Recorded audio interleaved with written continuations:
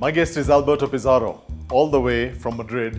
Alberto is an incredible mixologist, an expert in gin, and now also inspired by tea.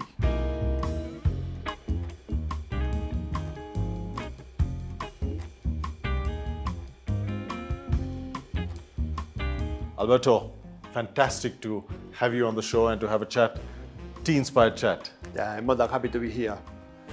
How have you enjoyed Sri Lanka so far?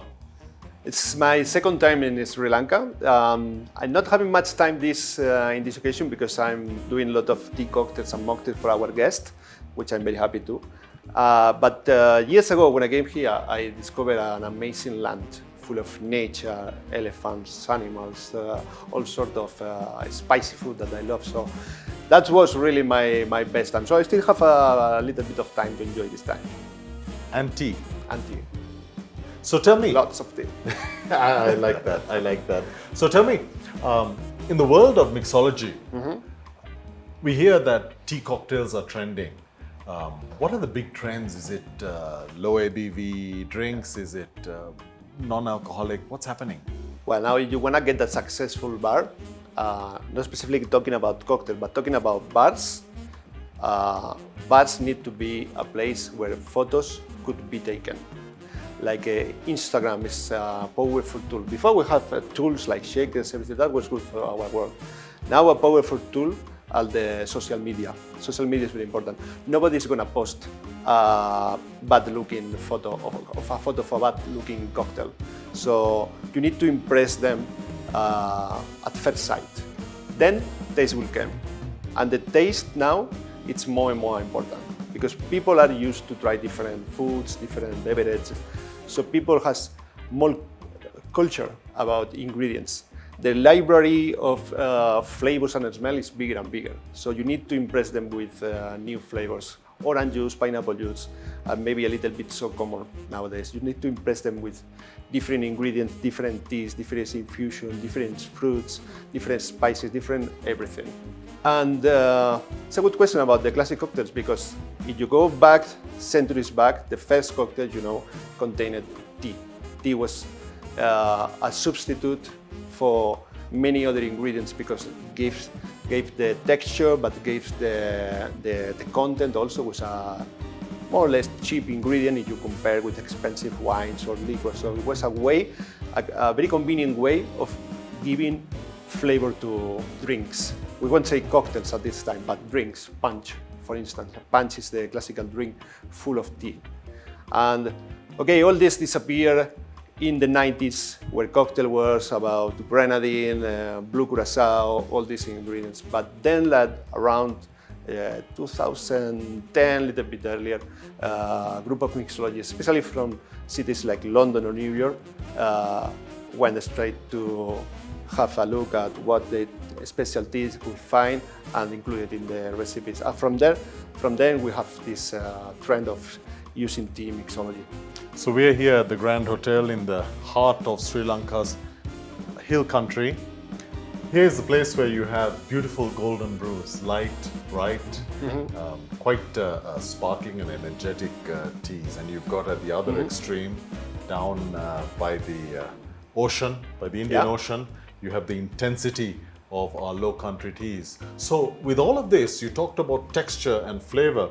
With all of this, do you find that tea has the versatility that you need to cater to this new generation of cocktail drinker? Sure, because teas, not tea also, but not only, but also teas, for me, has a different, each tea has a different storytelling. And first thing that I do when I have to think about a recipe is look at the tea.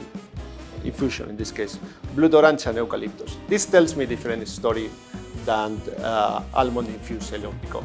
That's different. In my mind, this is maybe takes me to winter, and this takes me to the Italian coast. So I can start working with Prosecco, with Aperol, with an Italian spirit. And I still haven't even tried the tea, but the story tells me the ingredients. Here I will go for more robust, for more oak barrel. Let's go for Arak, let's go for whiskey, just because it's almond, just because it's a spice. It's different than fruit. So each tea inspires me in a different way. That's why it's so versatile. We're not just talking now about green tea or black tea, but even with different texture and different flavor, you have different ways of using this tea. You have strong, very strong breakfast tea. You're not gonna mix it with vodka. You need to keep the strength of the tea with some very intense spirit. That's going to my mind. You can do the opposite. You can break the rules also. But my first thought always is about what's on the label, what's the name, where it came from, what it's infused with. And then I start tasting, and then maybe my mind change, and I go in a different direction. But this is my starting point when I think about the tea. Tell me a little bit about your technique, because you can cold infuse tea, you can brew it strong, you can brew it into an essence. Yeah. What do you like? All this, but also you need to try different techniques. Like today I got a new idea. Why not infuse? Okay, you're gonna taste that in a few hours. Why not infuse egg white? And then you shake an egg white in a cocktail, but it's not tasting and smelling like egg white, but it's smelling like lambs and souchong, egg white, for instance. Why don't you have a very strong overproof rum? And instead of reducing with water, you reduce it with green tea, for instance. So there is always new techniques that you can explore, apart from the obvious ones, infusing a spirit, making a cold brew, making a hot brew, using it in a chai. There are many, many different ways of using them, but you always can create new ones, having ideas from kitchen, having ideas from scratch. So in terms of using tea in different ways in a drink, of course you can use it in the liquor itself, but also perhaps as a foam and rimming. Any other things that you can suggest that we can think of in our mixology, tea mixology? You should try and try.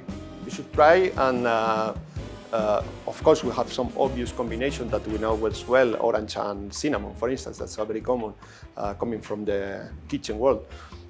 But why not trying new things? Why not trying different combinations every day?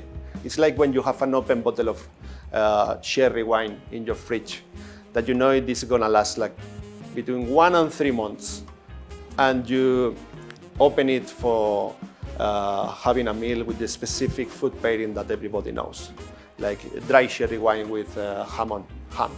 But day after you still have the bottle and you order a pizza. Why not trying if this works as well? Day after you will make a pasta. Try it as well. So try. One is the obvious, you know this is gonna work, but this is boring. Work without risk is boring. So you need to take the risk to order a barbacoa pizza with a dry cherry. Probably it's not gonna work, I'm telling you, but who knows? So here we have the beautiful golden teas we talked of. Light, bright, little oaky. What kind of drinks would you suggest that we use for this kind of no relia tea? Let's go for something that is complex but light at the same time. Let's go for a single malt instead for a smoky whiskey, for instance. It's gonna use some hints of vanilla, butterscotch, all these subtle caramel flavors that are strong enough to pair with the tea, but at the same time won't take over the tea, so we'll keep balance. But how? This is a good question. Maybe in a syrup, so you enrich the tea, you make it more dense, more intense in the cocktail, because sugar will push the flavors. And little ingredients, sugar, the syrup, tea syrup, the single malt, little bit of bitters, not a lot of ingredients in this case. Maybe top up with some sparkling wine, just to make it even more elegant. So if you look at the opposite, the intensity and the bitter chocolate notes, the earthiness in our low country teas, how would you work with that? Is there a principle that we should follow as we explore? My question is, which sort of spirit is this drinker waiting for? Probably not an strawberry gin. The person who used to drink these teas probably is into mezcal, for instance, is into a Jamaican overproof rum. So it's someone who really like taking this sort of risk in flavor. It's time for chocolate bitters, for instance. It's time for, why not, a fermented something, a fermented piece of fruit that you make a juice under control. Obviously, we work with the fermented drinks and foods like that. Tepache, fermented pineapple, very common in Mexico. Let's go for these sort of ingredients. I'm sure that the people who drink strong tea are ready for a strong spirit. And on the other side, maybe not, but also yes, why not? At the end, a dry martini drinker, it's subtle in flavor, but it's strong in a spirit. So why not?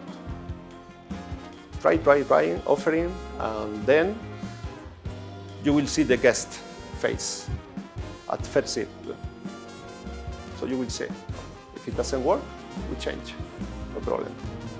But following some common sense rule, 90% of the times it works. Tell us some of the classics that you think could go well with good tea. One of my favorite classics is gimlet. I use green tea with jasmine, all these sort of teas that we know pairs well with gin. I make a syrup with it, not very rich syrup, let's say 2 parts of the tea, 1 part of sugar. And in order to balance it, because it's not going to be more ingredients, a little bit of citric acid instead of lemon juice that also will give some lemon flavor. Stir it, and it's quite a flavor-forward drink. Just 2 ingredients at the end. Fantastic. Alberto, I'll stick to tea. Stick to You have your infusion. Cheers, my friend. Cheers. Thank you. Thank you.